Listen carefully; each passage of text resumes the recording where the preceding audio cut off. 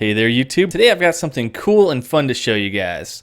This is a project that I just finished up today, and I wanted to show you guys a little bit about what it is.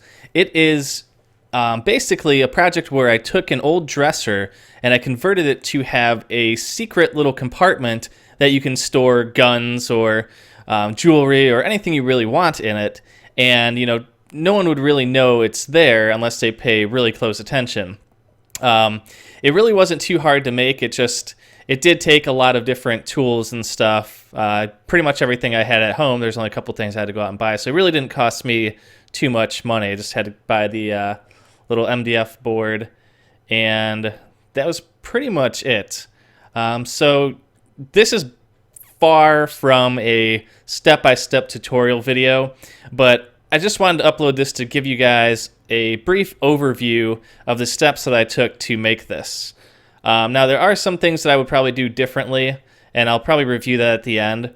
But for the most part, I'm actually really pleased with how this turned out. So let me know what you guys think in the comments, and here we go. For this project, the only things I had to go out and buy was the MDF board that I used for the drawer bottom and a piano hinge. Everything else I had on hand: the Dremel, the wood glue, the different saws, jigsaws, a planer, and then just obviously tape measure, pencil, some screws, and let's not forget about hearing and eye protection. And just in case you get bored, let's not forget about some music and a little bit of water to stay hydrated. You'll probably also need some files, a hammer, screwdrivers, a chisel, a couple other little things, and one of these little mechanical drawer releases. I'm not sure exactly what it's called, but I had it laying around. The first thing you're going to want to do is lay down a ruler as a guide, and then use your saw to cut along the path. To get started with your jigsaw, you can just take a drill with a very fine drill bit and drill straight into the wood. Then drill another hole right next to it, and then what you're going to want to do is wiggle the drill back and forth to open up that hole and make a little gap out of it. Now, you don't want to press too hard because you could break your drill bit, and that wouldn't be good, so you have to go out and buy another one of those if you break it. But put another hole or two in there and just keep repeating that process so you end up with a nice little channel. And then this way, if you do it right, you can clear out enough of the wood for a little handsaw to fit in there. And basically you just kind of want to clean it up a little bit, and then you want to take your jigsaw and put it inside that hole. And actually I didn't make this big enough, but no matter, just put the little saw in there. Just make each side a little bit longer, and then your your saw will fit right in, and that way you don't have a giant drill mark in the wood. After all your cuts are done, you should be able to pop it out. You're going to want to take your files and file down any rough edges. Try to make it look as smooth and natural as possible. Next, I'm going to cut the piano hinge just shorter than the opening of the hole that we just created. Then I take a 1x2, and I'm going to make it the full width of the inside of the cabinet, which will then be used to hold the piano hinge. Now, the shorter board is just a scrap board there to hold the hinge up, but what you're going to want to do is place the hinge on one end of the wood and make sure it's centered, and put the little bulged part facing down, as I showed you here in the video clip. Then screw it in place. Next, you're going to want to make sure that the distance from the hinge to the back of the drawer is equal on each side. That way, you know that it's going to open at the correct angle and not be off sides at all. After that, simply screw in a couple screws on each side, and you have your hinge now in place. So as you can see, it's solid, it's not moving, and now it's time to break off with a chisel these little pieces that are sticking on the corners, or else the top will rub against it. Next, you're going to want to create a little backward slant on the back side of the dresser. This is so the door can open and close properly. I took a hand planer and ran it across the board just to take a little bit out of the wood so that the part that rests along the piano hinge bar will be flush with the rest of the surface. Next, I apply some stain to all the edges that were freshly cut to make it blend in a little bit better, and also touch up little nicks and marks in the surface.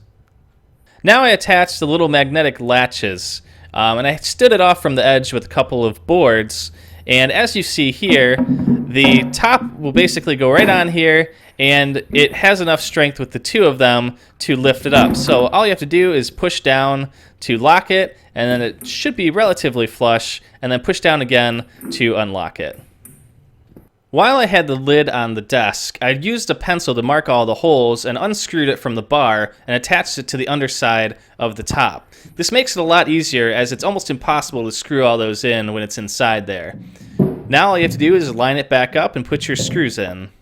As you can see, everything is now screwed together, the little latches are in place, and it opens and closes properly. If you have any rubbing, just continue sanding and filing until it goes away.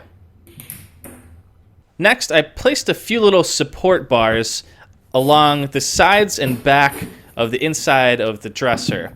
This is to hold up the shelves that I have cut to fit the shape. Now, I did cut the pattern out originally and then sliced it in half so that I would be able to fit it inside the opening where the drawer normally goes. And as you can see, everything fits nicely inside.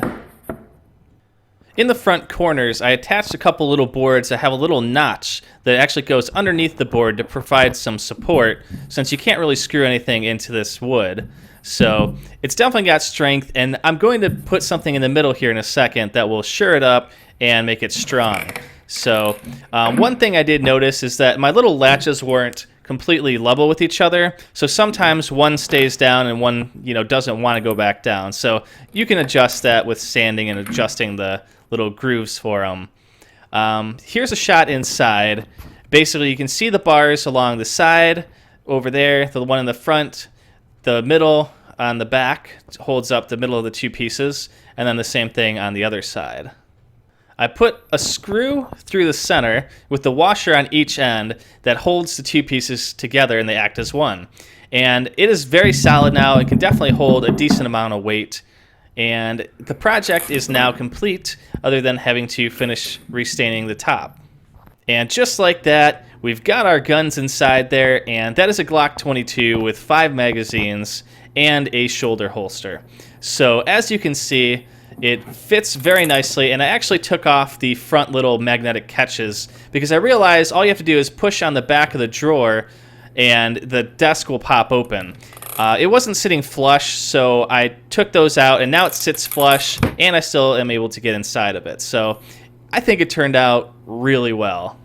And that's the whole project. So let me know what you guys think. I think it turned out really cool. Like I said, there's a few mistakes I made along the way, but overall it was a pretty easy project and only took me about 4 or 5 hours to go through the entire process. And that was with some trial and error, and this is the first time I've ever done anything like this. So for me, it was all, figuring out what worked and what didn't work. So hopefully you guys can do something similar to this. If you do, please send me a link, leave it in the comments or something. I'd love to check out what you guys can do with this as well and see some of your models. So hopefully this helps you out. It'll give you a cool place to store some stuff that's kind of out of sight and not easily accessible for anyone who doesn't know it's there. Until next time, thanks for watching. If you found this video helpful, please hit that like button and subscribe, and I will be back soon with more videos.